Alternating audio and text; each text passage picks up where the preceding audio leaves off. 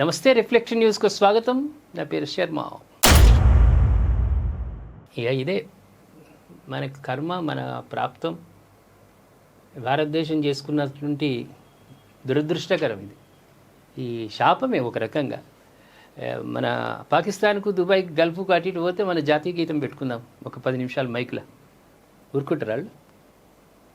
ఒక్కసారి చెప్పండి, గుడి మీద చేసుకుని వెంటనే పోలీసు వాళ్ళు వస్తారు, గుంజుకపోతారు ఏదో పెద్ద తప్పు చేసినట్టు. మన దేశంలో ఏమైంది? స్వేచ్ఛ ఇచ్చినాం, మనతో పాటు సమంగా చూస్తున్నాం. వాళ్ళు ఎమ్మెల్యేలు అవుతున్నారు, ఎంపీలు అవుతున్నారు, మంత్రులు అవుతున్నారు.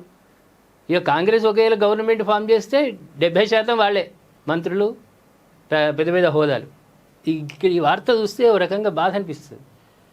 పాఠశాల కార్యక్రమంలో పాక్ యుద్ధ గీతానికి డాన్సులు.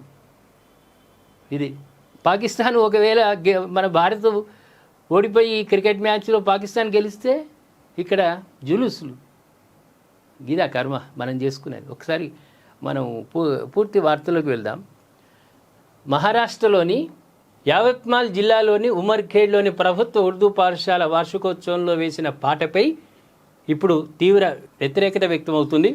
పాఠశాల వార్షికోత్సవంలో పాకిస్తాన్ యుద్ధకాలం నాటి పాట ఏ మడ్ ఏ ముజాహిద్ తేరీ ఎల్గార్ కహాన్ హై, అది అక్కడ ఉన్నటువంటి సైనికులకు ఉత్సాహాన్ని ఇచ్చేటువంటి పాట పాకిస్తాన్లో.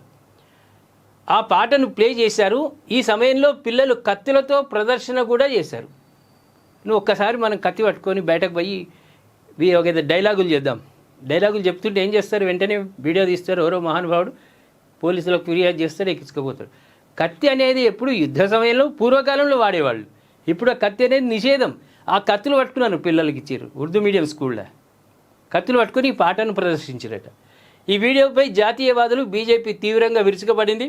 పాఠశాలపై పోలీసులకు ఫిర్యాదు చేశారు. ఇక ఆ పాటలో ఎల్గార్ అనే పదం ఉంది. ఈ పదం ఆకస్మిక సైనిక దాడి లేదా యుద్ధ సన్నద్ధతను సూచిస్తుందని జాతీయవాదులు పేర్కొంటున్నారు. అయితే అచ్చు ఇలాంటి ఘటనే 2023లోనూ ఒక పాఠశాలలో జరిగింది. ఇదే పాటను విద్యార్థులు ప్రదర్శించారని పేర్కొంటున్నారు. ఇది దేశ వ్యతిరేక చర్య అని, జాతీయ మనోభావాలను దెబ్బతీసిందని ఫిర్యాదుదారులు పేర్కొంటున్నారు.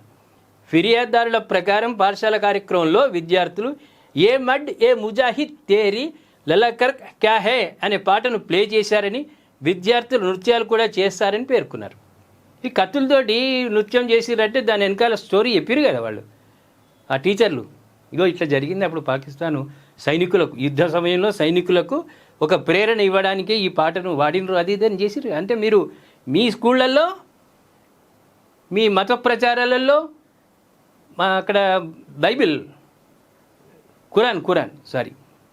ఖురాన్ వీటిలలో మీరు చెప్తున్నారు కదా, హిందూ వ్యతిరేక భావాలు చెప్తున్నారు కదా. మరి ఎందుకు మేమేం చేయడం లేదు, ఏం చేయడం, ఇట్లా ఎందుకు తయారవుతున్నారు పిల్లలు? ఈ దేశంలో ఉంటూ గర్వంగా చెప్తున్నా, మా దేశంలో ఉంటూ మాకు వ్యతిరేకంగా పిల్లలను తయారు చేస్తున్నారా లేదా? ఏమంటారు మీరు ప్రేక్షకులారా? ఇది చాలా సెన్సిటివ్ విషయం. ఈ ఉర్దూ స్కూళ్ళని ఇట్లా జరిగిందంటే ఇంకా ఎన్ని స్కూళ్ళల్లో ఏ విధమైనటువంటి వ్యతిరేక భావాలు వాళ్ళలో చెప్పుతున్నారు పిల్లలకు. మీ ఖురాన్ పఠించే వాళ్ళు పిల్లలలో కూడా హిందూ మతం మీద విష ప్రచారం చేయడం లేదా?